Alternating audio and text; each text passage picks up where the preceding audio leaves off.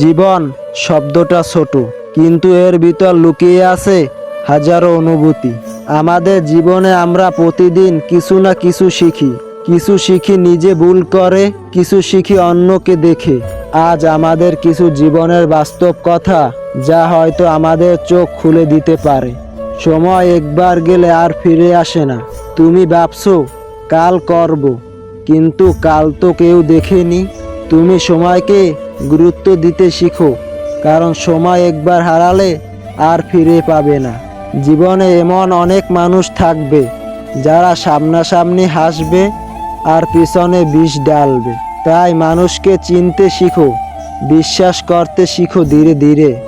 একবার ব্যর্থ হওয়া মানেই জীবন শেষ নয়, বরং সেখান থেকেই শুরু হয় নতুন যাত্রা, নতুন সাহস। ব্যর্থতা তোমাকে ভাঙে না, গড়ে তোলে। যদি তুমি নিজেকে ছোট ভাবো, তাহলে কেউ তোমাকে বড় করে দেখবে না।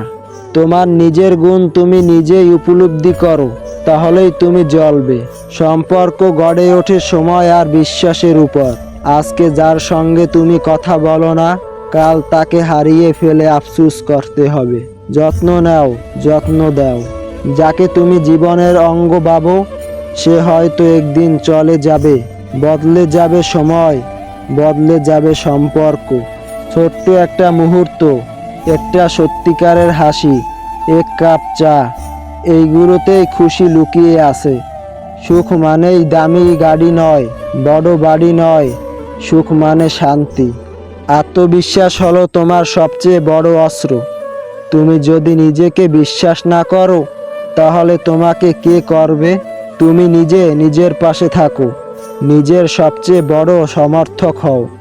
আমরা সবাই জানি একদিন চলে যেতে হবে, কিন্তু ভুলে যাই বেঁচে থাকার প্রতিটি মুহূর্ত মূল্যবান।